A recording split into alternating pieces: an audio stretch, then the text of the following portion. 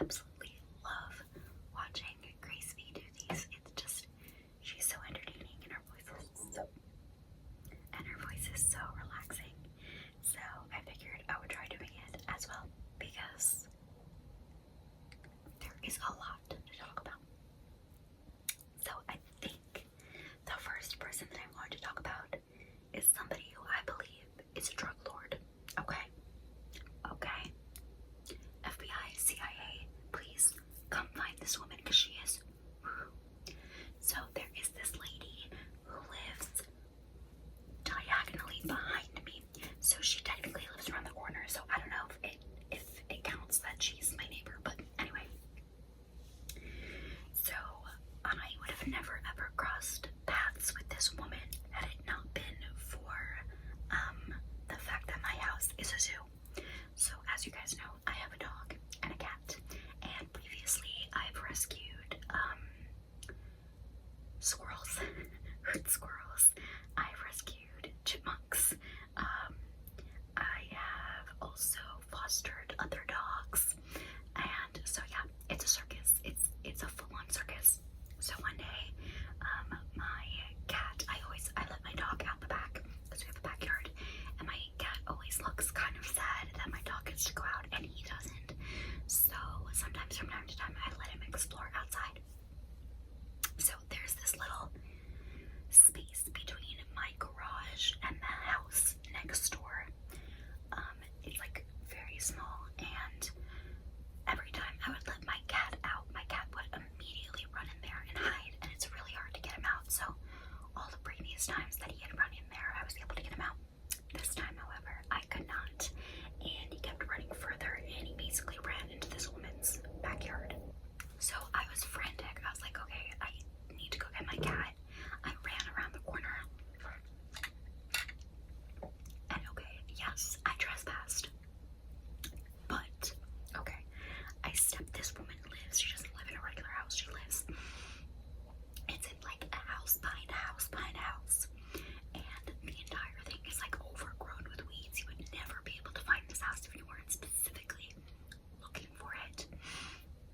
So I go behind this other person's house, and then again there's this other house, and again behind it, and then there's her house, and I'm trekking through like overgrown weeds and dirt and grime, and I literally put my toe on her front lawn, and all of a sudden this woman comes barreling out of her house, okay, out the front door.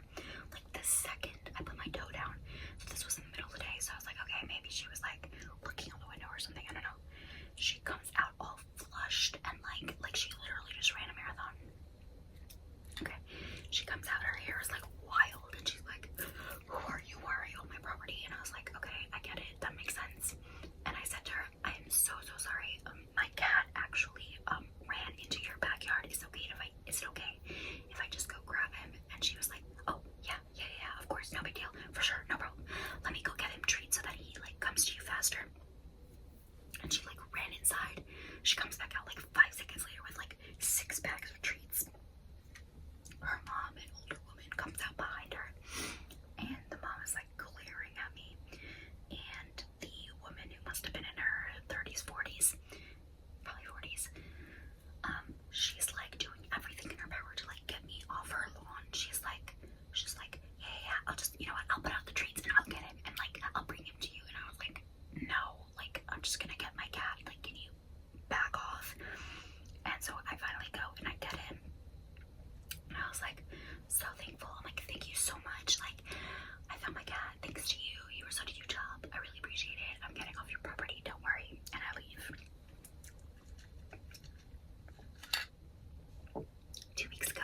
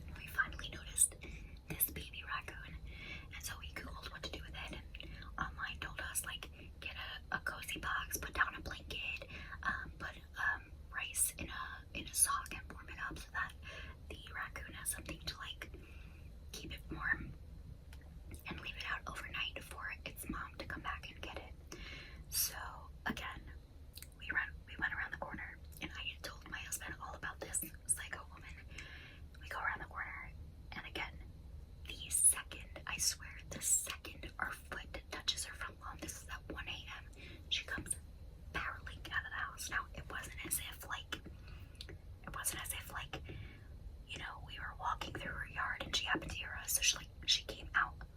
We literally just got there. We just got onto her lawn, and she must have been like standing at the door. It didn't make any sense.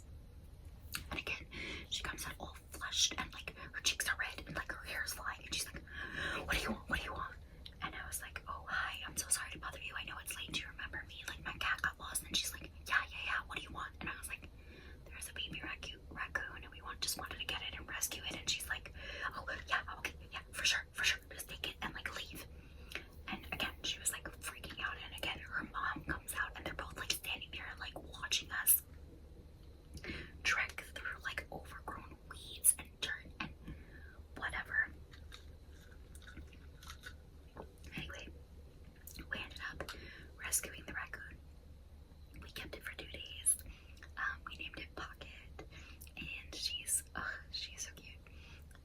We were feeding her. The little like dropper, like bottle thing. And then after a couple days, we realized like we wanted her to grow up. Her mom didn't come back for her. It was really sad, but we wanted her to grow up like around other well, I don't know if this sounds crazy, but like we called the Wildlife Association, and we found somebody who takes in abandoned baby raccoons and raises them. So we gave her to someone else. So shout out to Pocket. I hope you're doing good, girl. And I hope you're not watching YouTube, because that is freaking weird. Okay, next up, I will talk about my neighbor to the left of me, or right, depending on how you look at it, and my landlord.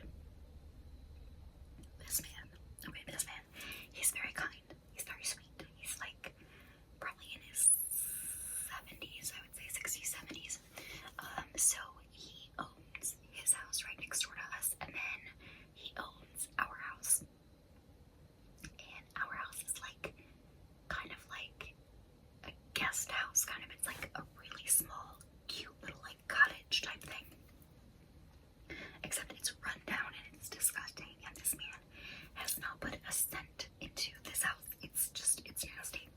Anyway, so our neighbor is a very nice man, but he's also so annoying. He talks like, oh my god. I mean, I feel bad for him. He doesn't really have any family. He doesn't have a wife. I think he has a few kids, but they don't like live with him, or I don't know. And he lives half the year in Florida and half the year here with us. And we like literally throw parties when he leaves to Florida, because he's just so annoying. Like when he's home, he's like in our business and everything is a problem, and like our AC unit is like tilting a little bit downward, and like that's a big concern for him. And like he doesn't let us play with our dog in the front, because he's like, oh, like what if he hurts someone, which he's not gonna, whatever. Anyway, he's just a little bit of a pain in the ass. And he also talks so freaking much, like it's abnormal as I sit here talking so freaking much. So freaking much. But yeah, he has a little dog named Oreo. And Oreo is the yippiest thing I have ever met in my life. So Oreo is a little, I think, Yorkie Boo, I think. And she's pretty cute, but she is just really loud and annoying. Which I really shouldn't be complaining, because my dog is a barker, like a legitimate barker. But the annoying part is that, so my landlord can't really walk very well. He's like older and he has problems with his feet, so he has like a little patch of backyard. Like it's like the backyard is divided into 3. It's like our backyard, then a little like area for him, and then also another area for him, but like his like plants and stuff. So in that area in between, he plays with this dog, and he like throws a ball for her, and the dog catches it, and like I'm just letting you guys know, like it's this big, okay? He throws the ball like that small area, the dog gets it, runs back, just that tiny little like whatever. The thing is, when he plays with her, all you hear is Oreo, Oreo, go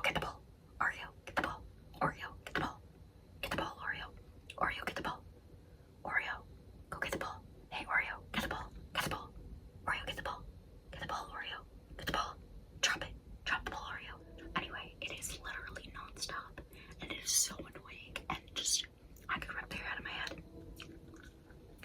Next, I'm going to talk about the couple on the other side of us. So, there is a young couple, probably in their 30s, I want to say like late 30s, who lives in the house next door to us. They have 3 children, and the wife is pregnant with her 4th. Now, they're super sweet, but they're kids. They're kids. Their kids are the devil, okay? The devil. We moved into this house, and the people who used to live here had, I believe, 6 children, which is crazy. This house is so small, and the kids from next door were best friends with these kids. So the day that we moved in, the little girl, like their oldest, came running over, walked right into our house, and was like, "Do you have any kids I can play with? Do you guys have any kids?" And we were like, "No." But then we introduced her to Beef, and they are obsessed. So like, anytime that we are outside with our dog, and they're outside as well, we have to like, we're always like, "Oh no, the kids are outside, the kids are outside, be really quiet." Like, we can't trigger them, we can't set off the alarm, because the second they know that we're outside, it's over. It is game over, okay? Like, at least twice a day, we're outside with the dog, and then all of a sudden we hear a shriek, and then we hear beef, beef, and it's coming from the kids, who come barreling over and like literally tackle Beef to the ground. They're like obsessed with him, and they drive him absolutely crazy. They chase him around, they pull his tail. I mean, he loves it, but he also, I mean, he drives them crazy too. He like licks their faces, he knocks them down, and they're fine with it. They're really funny. But also at the end of the day, they're actually the worst. I mean, they're cute, but they're the worst, okay? The kids have no sense of boundaries. They will, I mean, I don't think it's the parents' fault, because the parents are constantly, they're good parents, and I see them like disciplining their kids, and I see them like reprimanding them when they don't listen. But I think the girl must have like ADHD or something. I don't know, because she'll come over to me and she'll be like, "Can I pet your cat? Can I pet your cat?" And I'm like, "Oh no, sorry sweetie, now's not a good time. Like, the cat's inside, and plus our cat hates people, and he hates children. He like finds them traumatizing." And she's like, "But please." And I'm like, "No, not today." So she literally walks right past me and goes into the house. And I'm like, "What the hell? What? Am I invisible?" Like, she walks right past me and walks into our house. And then like, her mom, like from like down the block, is screaming her name, and she's like, "You get out here right now. You get out here right now. Did Ricky tell you can go inside?" "No, she didn't. Get outside." And like, they go and they chase the cat all over, and poor Pepe is just traumatized. And he's always hiding, because he knows that the second they come in, it is over for him. So, yeah, that's the story with my neighbors. They're adorable, but they're crazy. Oh, and they also got ducks. So the kids really wanted a pet, and my neighbor, the wife, was like, "Absolutely not. No, no, no, no, no, not dealing with it." And so the husband got her to agree to like compromise on like an outdoor animal, and for some reason that is beyond comprehension to me, they chose ducks. Okay, now I don't know if you guys know this, but like little yellow ducks, they're super cute until they turn into big ducks. Okay, and then they quack all the time. I don't know, so we have ducks living next door to us, and Beef is obsessed with them. He's like constantly like, he has to know where they are. He has to just be aware of them, and he has to keep his eyes on them, okay? So like, he sniffs them through the gate, and like, yeah, I mean, I'm pretty sure he wants to eat them, but whatever, I'll just pretend that he wants to be their friend. Next.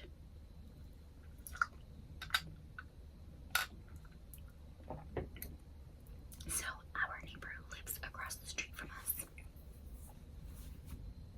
such a sweetheart. So he's probably in his 70s, his wife both have cancer. I've never met his wife, unfortunately, because she can't leave the house. But he is very active, and he has a little dog. And his dog is best friends with Pete. They became best friends like the day they moved in. And the dog is probably like 11 years old. Like, he's an older dog, and he's got so much energy, and it's so sweet to watch them play. And our neighbor was telling us that, like, when he got diagnosed, his kids were like asking him, like, you know, should we take the dog from you for a little bit so you can like take care of mom and like take care of yourself? And he was like, no, absolutely not. Like, please don't. The dog is all I have. Like, he keeps me going. He gets me to go on walks, and like I see him all the time taking walks around the neighborhood and playing with his dog, and he's just the sweetest man. Like, he's just so cute. Our landlord feeds the stray kittens as well as like the birds, and while he's in Florida, our neighbor does that for him. So yeah, he's just a really nice guy. He's such a sweetheart, and God, I wish him and his wife well, and I hope they get well soon. I'm also going to be talking about, I think, the guy down the block. I'm like debating whether or not to talk about it, but I'm like, why not? He's not gonna see this. Now, don't get me wrong. This guy, he's a nice guy. However, okay, let's start from the beginning. There's this guy down the block from us who has a Rottweiler, and she's so cute. Oh my god, her name is Charlie. She's gorgeous, and she's so freaking cute. And if you have another dog with you, she's fine. She's friendly as anything. But if you approach her alone, like as just a human, she'll bite your freaking head off, okay? And he always tells us, he's like, if you see me walking her in the street, do not come up to me unless you have a dog. And like, even in the house, like if you go over to their house and you don't bring a dog, she's dangerous. Like, they lock her up. She's just super protective of her owners. So this guy used to host these little like play dates for the dogs in the area on Saturday afternoons. So people in our community don't often have pets. It's not like exactly something that's very common.